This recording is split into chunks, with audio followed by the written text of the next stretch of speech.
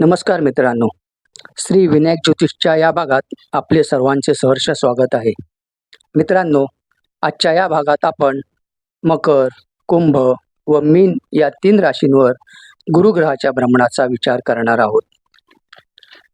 मकर रास.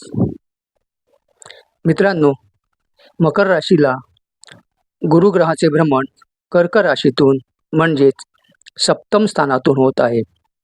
गेल्या वर्षभर मकर राशीच्या व्यक्तींना आपल्या कामाचे कौशल्य दाखवण्याची संधी मिळाली नाही. योग्यता असून देखील अधिकारपद मिळाले नाही. दुय्यम स्वरूपाच्या कामावर समाधान मानावे लागले. परंतु आता मात्र मनासारख्या घटना नोकरीच्या बाबतीत घडून येतील. वरिष्ठ वर्गाकडून प्रशंसा होईल. नोकरीनिमित्त प्रवास करावा लागेल. कदाचित प्रमोशन, पगारवाढ होईल. परंतु स्थान बदल संभवतो. ट्रान्सफर होण्याची शक्यता आहे. जुलै महिन्यानंतर एखादे नवीन वाहन खरेदीचा योग संभवतो. घरात नवीन वस्तूंची खरेदी होईल.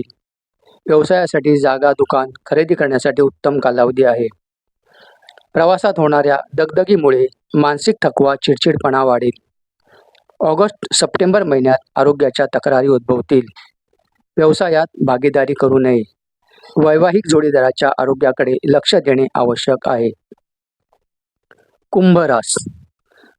कुंभ राशीच्या व्यक्तींना गुरुग्रहाचे भ्रमण षष्ठ स्थानातून होत आहे.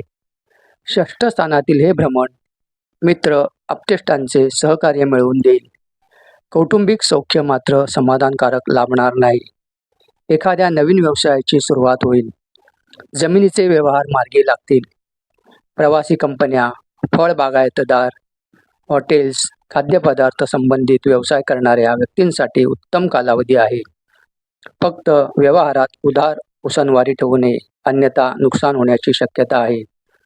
धार्मिक ठिकाणी प्रवास घडून येईल. देवीची शक्तिपीठे किंवा श्री विष्णू देवतेच्या धार्मिक स्थळी जाण्याचा योग येईल. कुलदेवतेची आराधना लाभदायक ठरेल. मुलांना कला क्षेत्रात यश लाभेल. डिजिटल मार्केटिंग लाभदायक ठरेल. मीन रास.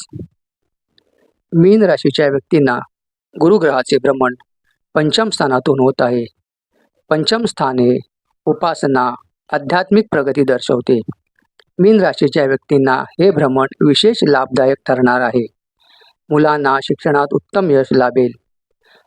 पार्ट टाइम काम करून शिक्षण घेता येईल.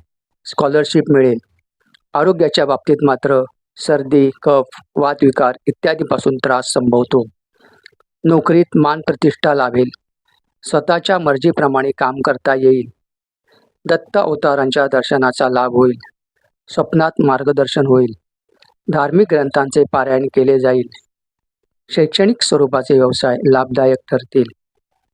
मित्रांनो, ही माहिती आवडली असल्यास लाईक, शेअर व सबस्क्राईब करायला विसरू नका.